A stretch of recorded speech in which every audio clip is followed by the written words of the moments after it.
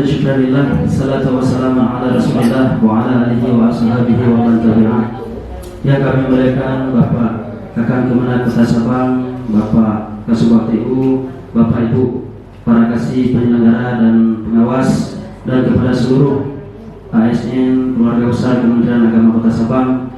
Alhamdulillah, pada duhur yang sangat mulia ini kita masih dapat berkumpul bersama dalam acara Gemar, yaitu Gemar Ramadan di episode hari Kamis tanggal 6 bulan April tahun 2023. Adapun yang bertindak selaku penceramah pada siang hari yang sangat mulia ini adalah Yang Mulia Ustadz Muhammad Yani SAG MAHK. Beliau adalah Kepala KUA Kecamatan Sukajaya Kota Sabang. Maka untuk menghemat waktu, kepada Al-Ustadz Al-Mukarram, waktu dan tempat kami persilakan.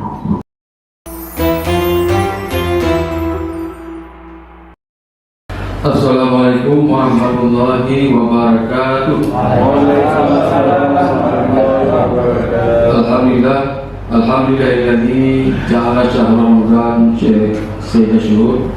Asyhadu an la ilaha illallah wahdahu la syarika lah, al-malikul ghafur, wa asyhadu anna sayyidana Muhammadan abduhu wa rasuluh asy-syakur. Allahumma shalli wa sallim wa barik ala sayyidina Muhammad wa ala alihi wa sahbihi wa man tabi'ahum ila yaumil qiyamati wan nusyur.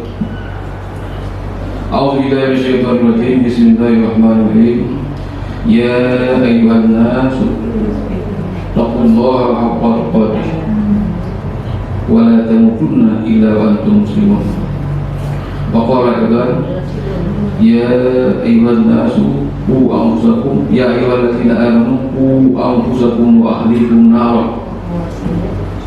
Shadaqallahul azim wa ballagha rasulul karim wa nahnu ala zalika minasyahidin. Amma ba'du. Hadirin hadirat yang dirahmati Allah, pertama-tama mari sama-sama kita memanjatkan puji dan syukur kepada Allah Subhanahu wa taala, yang mana oleh Allah sampai saat ini masih memberikan kepada kita kesehatan, kesempatan, sehingga kita telah dapat melaksanakan suatu kewajiban, yaitu salat duhur secara berjamaah. Mudah-mudahan kita terus dapat melaksanakan ubudiyah kepadanya, dan kita terus berdoa agar dapat berubudiyah kepadanya, sehingga kita akan diselamatkan oleh Allah SWT baik di dunia maupun di akhirat kelak.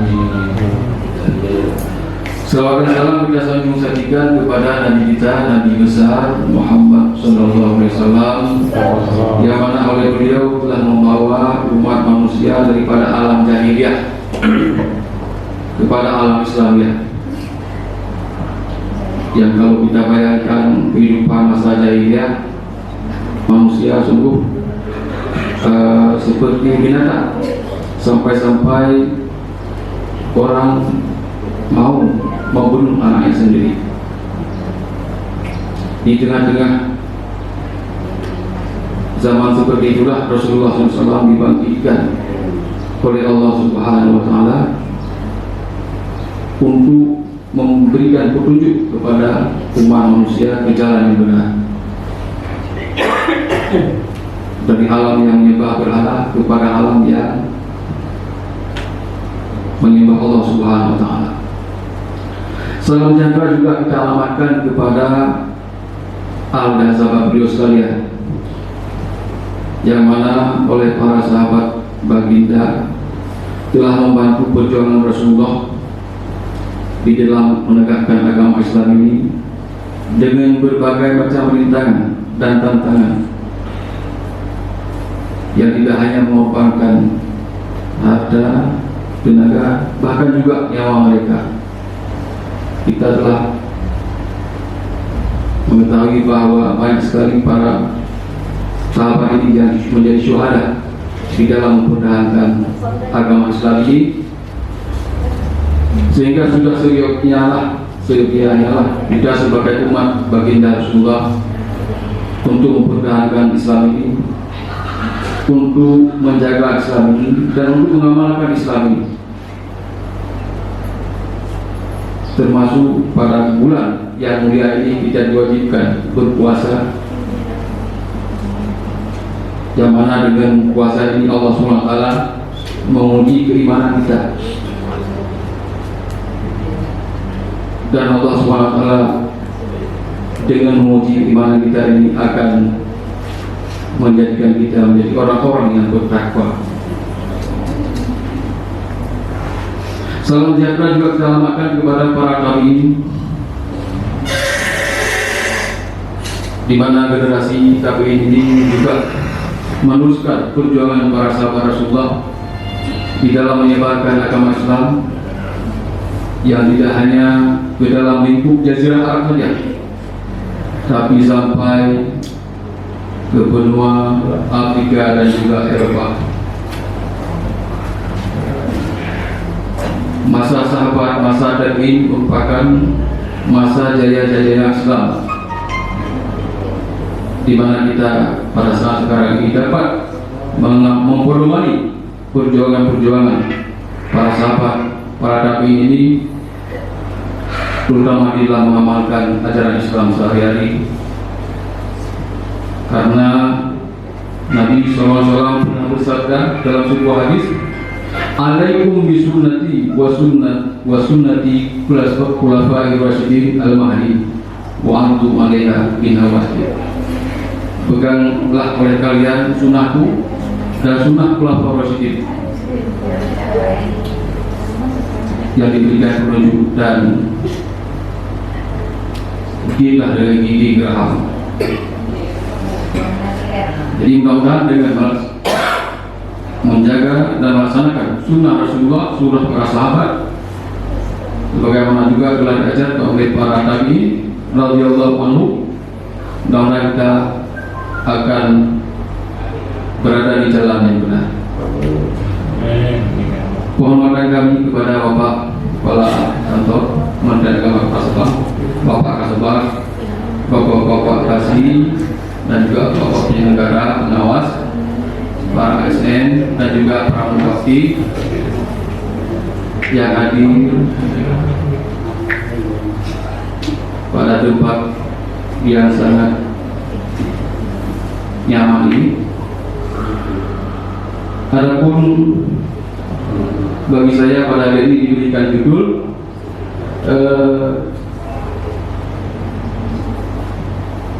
tanggung jawab di dalam rumah tangga. Sebelum membahas tentang tanggung jawab di dalam rumah tangga, lebih dahulu saya ada teringat ya, seorang ibu rumah tangga yang bertanya kepada kami,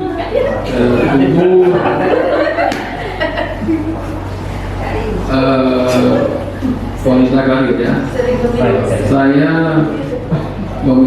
saya wanita karir, sementara suami saya kadang-kadang pendapatannya pas-pasan saja. Dalam hal ini siapa yang bertanggung jawab di dalam rumah tangga? Kemudian dari kalangan bapak-bapak dan juga yang bertanya dari warga, pekerjaan saya wira swasta, ya istri saya ya, PNS. Kemudian juga bertanya siapa yang bertanggung jawab di dalam kehidupan rumah tangga, dalam rumah tangga. Barangkali dua pertanyaan ini dapat kita korelasikan dengan judul tadi ya, yaitu tanggung jawab di dalam rumah tangga. Meskipun keduanya ini ada perbedaan ya, gaji mereka atau pendapatan mereka, namun ada tanggung jawab satu sama lainnya sesuai dengan kedudukan masing-masing. Untuk menanggapi pertanyaan tersebut, baiklah saya membacakan sebuah hadis Rasulullah yang berbunyi, kullukum ra'in wa kullukum mas'ulun an ra'iyatihi.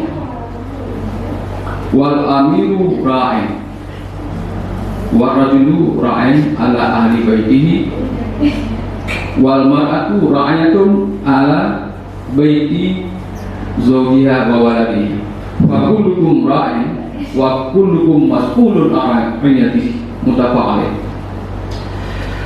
Hadis ini menunjukkan bahwa setiap kita atau setiap umat Islam adalah menjadi pemimpin, ya, pemimpin rakyat. Orang laki-laki punya tugas kepemimpinan di dalam rumah tangga terhadap keluarga, anak istri. Demikian juga ibu rumah tangga punya tanggung jawab untuk menjaga rumah suaminya dan anaknya. Jadi setiap orang Islam adalah pemimpin dan minta pertanggungjawaban apa yang dipimpin. Dalam hal ini kita melihat bahwa semua orang Islam adalah memiliki tanggung jawab, terutama di dalam rumah tangga. Suami punya tanggung jawab, orang tua juga punya tanggung jawab. Tanggung jawab suami ya lebih besar daripada tanggung jawab istri. Ya. Bahkan Allah SWT dalam surat An-Nisa ayat 34 ada berfirman, "Ar-rijalu qawwamun 'alan nisa." Yaitu laki-laki menjadi pemimpin, ya, pelindung bagi orang wanita, bagi istri.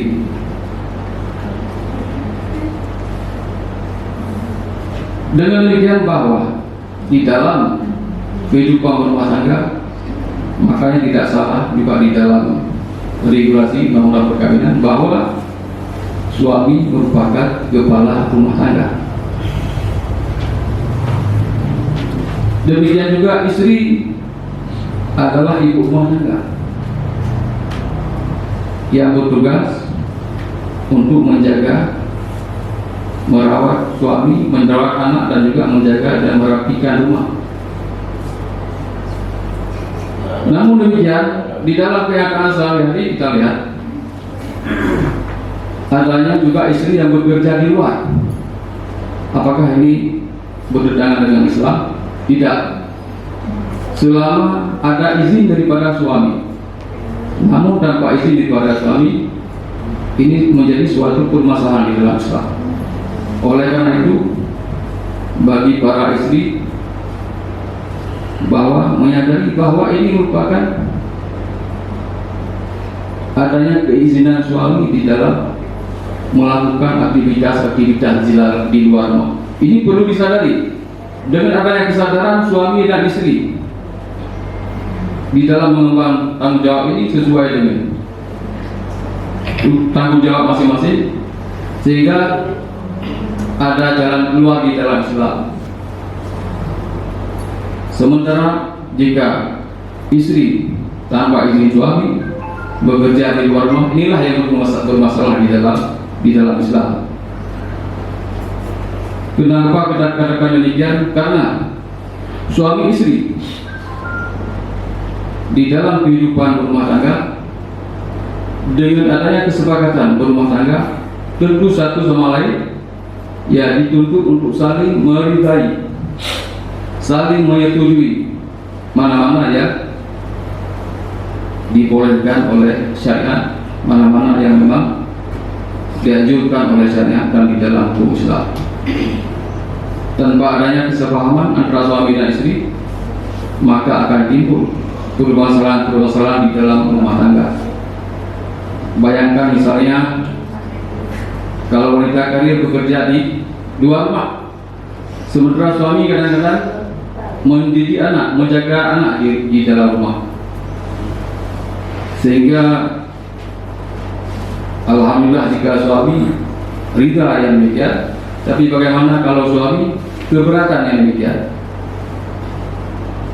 Oleh karena itu, dengan adanya kesepakatan dan saling meridai antara suami dan istri, saling mendukung di dalam membina rumah tangga, inilah yang diharapkan di dalam Islam, sehingga satu sama lain saling melengkapi, saling mengokohkan.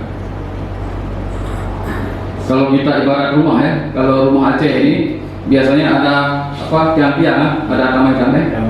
Ya, kalau salah satu sudut nggak ada tamai, ini lama kelamaan akan keropos. Demikian juga antara suami dan istri di dalam kehidupan rumah tangga. Ini mana ada tiang-tiang yang kira-kira akan rusak, ini akan saling memperbaikinya sehingga rumah ya yang dibangun itu adalah dapat tegak sebagaimana mestinya dan sebagaimana diharapkan. Jadi menjaga tegaknya rumah tangga ini perlu adanya kesepakatan antara suami dan istri. Sidang jamaah zuhur rahimakumullah. Kemudian tanggung jawab orang tua terhadap anak. Ini juga merupakan tanggung jawab di dalam rumah tangga, di mana di dalam Islam orang tua diwajibkan untuk mendidik anak, memerintahkan anak untuk belajar, menuntut ilmu,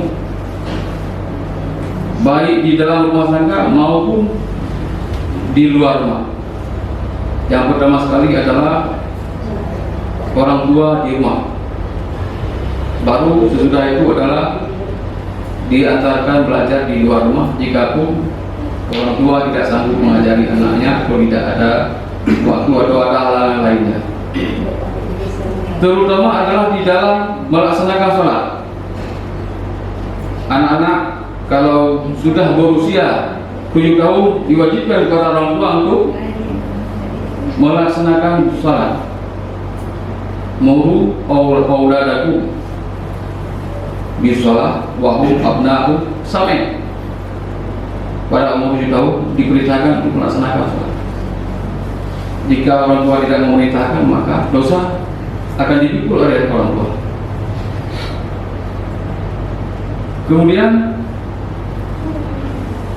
wadribuhum wahum abna'u asyr, dan pukullah mereka pada usia 10 tahun. Artinya jika anak tidak sholat pada usia umur 10 tahun, maka diwajibkan pada orang tua untuk memukulnya dengan pukulan yang tidak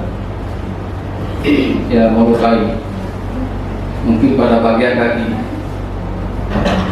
Namun jika anak ini sudah patuh, tidak perlu dipukul.